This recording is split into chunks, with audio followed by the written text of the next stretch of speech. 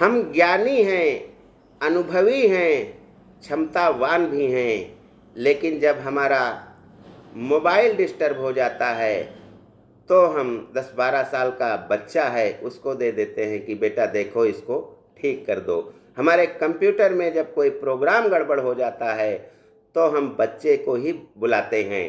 TV हो, AC हो, घड़ी हो, सीसीटीवी हो, कुछ भी हो, जब कुछ ये डिस्टर्ब हो जाते हैं तो हम अपने बच्चों से, भले वह 10 साल का हो, 12 साल का हो, उसी से कहते हैं कि इसको भैया देख लो कि क्या समस्या आ गई है।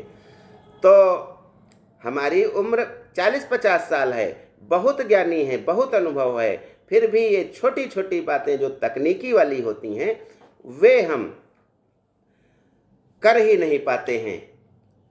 इसका कारण है, एक कहावत चली आ रही है कि बूढ़े बूढ़े जो तोते हो जाते हैं उन्हें सिखाया नहीं जा सकता। जी हाँ, उम्र बढ़ने पर हमारी जो सीखने की क्षमता है वह कम हो जाती है। आइए ज्ञान गंगा के इस 3 पत्ती कार्यक्रम में हम आपसे साझा करते हैं कि ऐसा क्यों हो जाता है। तो इसका कारण है, हमारे मस्तिष्क में एक अंग होता है जिसे हिप्पोकैम्पस कहते हैं, जिसका हिप्पोकैम्पस का अर्थ होता है समुद्री घोड़ा।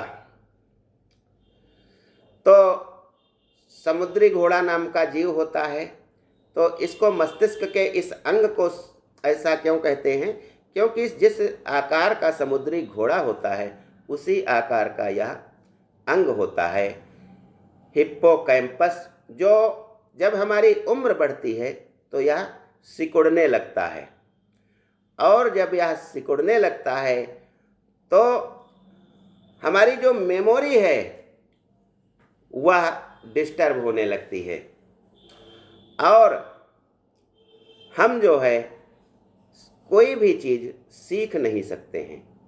इसीलिए बच्चों से कहा जाता है तुम्हारी उम्र है, तुम अभी पढ़ लो, क्योंकि बाद में हिप्पोकैम्पस के सिकुड़ने के कारण सीखने की क्षमता ही नहीं रहेगी, तो आपका समय निकल जाएगा।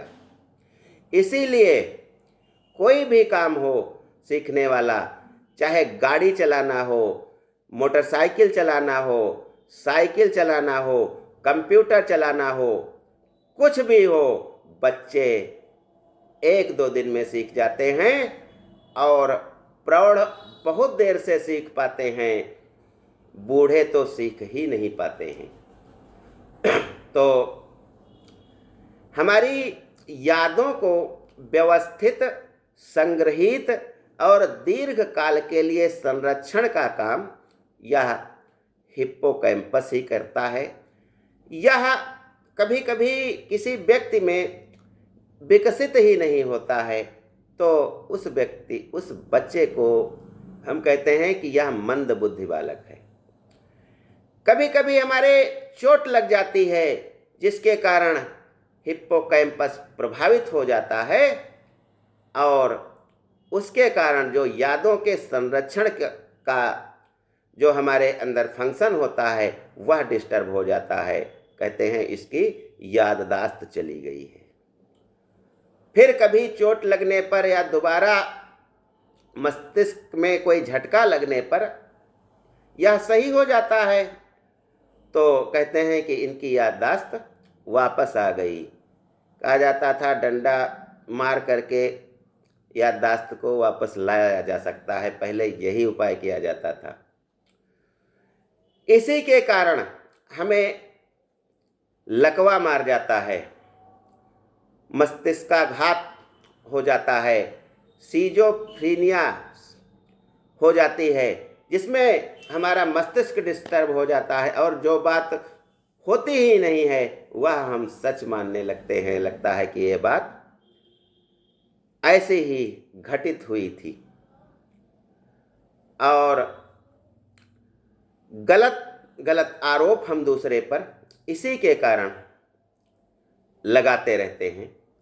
तो अब हम जान गए हैं कि उम्र बढ़ने पर हम कोई चीज़ क्यों नहीं सीख सकते और बच्चे उस चीज़ को जल्दी क्यों सीख लेते हैं। इसका कारण यही होता है जिसे समुद्री घोड़ा हिप्पोकैम्पस कहते हैं। उसके कारण हमारा मस्तिष्क जो है सम्यक रूप से काम नहीं कर पाता है, क्योंकि वह बूढ़ा होने लगता है और यह हिप्पोकैम्पस सिकुड़ने लगता है। सिकुड़ने के कारण ही ये सारी विकृतियां हमारे शरीर में आ जाती हैं। मनोभ्रम उत्पन्न होने लगते हैं। मिर्गी के लिए भी यही हिप्पोकैम्पस ही जिम्मेदार होता है। अगली बात मैं आपसे साझा करना चाहता हूँ कि कहते हैं कि भारत में पृथ्वीराज चौहान की मृत्यु को जब युद्ध में पकड़ करके मार डाला गया था, तो उसके बाद मोहम्मद गौरी ने कुतुबुद्दीन ऐबक को भारत का जो है राजा बनाया था, सुल्तान बनाया था, अपने गुलाम को बना गया। यानी हमारी स्थिति ऐसी हुई कि हमारे ऊपर शासक, हमारा राजा गुलाम था। कुतुबुद्दीन ऐबक की मृत्यु पोलो खेलते समय हुई थी। तो कहा जाता है कि पोलो खेलते समय मृत्यु 1210 में हुई थी, लेकिन इसका कारण यह था कि राजपूत उस समय कुतुबुद्दीन के अत्याचारों से बहुत अधिक डिस्टर्ब हो गए थे और वे विद्रोह कर दिया करते थे। उस विद्रोह को दबाने के लिए उनकी बात सुनने के बजाय उनके सर काट दिए जाते थे। राजपूत योद्धा का सर काट लिया गया था और उसी का जो घोड़ा था, बहुत अच्छा था, उस पर चढ़ करके कुतुबुद्दीन ऐबक उसके सर से पोलो खेल रहा था और घोड़े ने अपनी स्वामी भक्ति दिखाई तो उसकी गिर करके मृत्यु नहीं हुई थी, बल्कि घोड़े ने उसको खुद पटक के मारा था। लेकिन हमें पढ़ाया जाता है कि पोलो खेलते समय कुतुबुद्दीन की मृत्यु हो गई थी। अगली बात मैं बताना चाहता हूँ कि सबसे पुराने समय से और श्री लाल बहादुर शास्त्री, माननीय पूर्व प्रधानमंत्री, जब हमारे भारत में जब पूर्व प्रधानमंत्री लाल बहादुर शास्त्री बने जवाहरलाल नेहरू की मृत्यु के उपरांत, तो उन्होंने एक काम किया कि भीड़ जब इकट्ठा होती थी किसी मांग को लेकर के या किसी भी प्रकार से, तो उसको पहले तितर बितर करने के लिए गोलियां चलाई जाती थीं या लाठियां चलाई जाती थी। तो शास्त्री जी ने लाठी की जगह पर पानी की बौछार करके भीड़ को तितर बितर करने का एक नया उपाय खोज लिया था। तब से भीड़ को तितर बितर करने के लिए पानी की तेज बौछार डालने का प्रचलन शुरू हुआ। अगली बात जो होती है, मैं बताना चाहता हूं कि सबने सुना होगा आरोही और अवरोही क्रम क्या होता है। तो आरोही का मतलब है आरोह, अश्वारोहण, पर्वतारोहण, पर्वतारोही। जो हम चढ़ते हैं, यानी नीचे से जब ऊपर की ओर जाते हैं, कम से ज़्यादा की ओर जब जाते हैं, तो उसको आरोही कहा जाता है।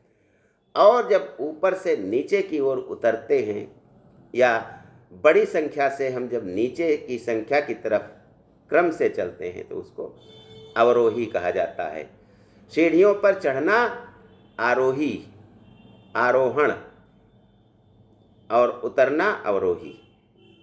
तो आरोही और अवरोही का अर्थ। अगली बात मैं बताना चाहता हूँ कि हवाई जहाज़ में जब हम होते हैं तो हमें खाने का स्वाद 25% कम लगता है। ये दूरी के कारण हमारे शरीर में बदलाव कुछ होते हैं, केमिकल स्रवित होते हैं, उनके कारण ऐसा होता है, क्योंकि हमारा शरीर हवा में उड़ने के लिए नहीं बना है, हमारी प्रकृति जमीन पर रहने के लिए बनी है, जहाँ हमारा विकास हुआ है। अगली बात है, मृत सागर में कोई मछली क्यों नहीं रहती है और वहाँ कोई आदमी क्यों नहीं डूबता है?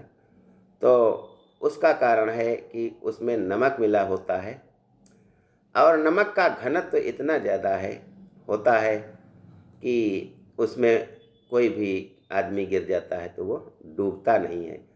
और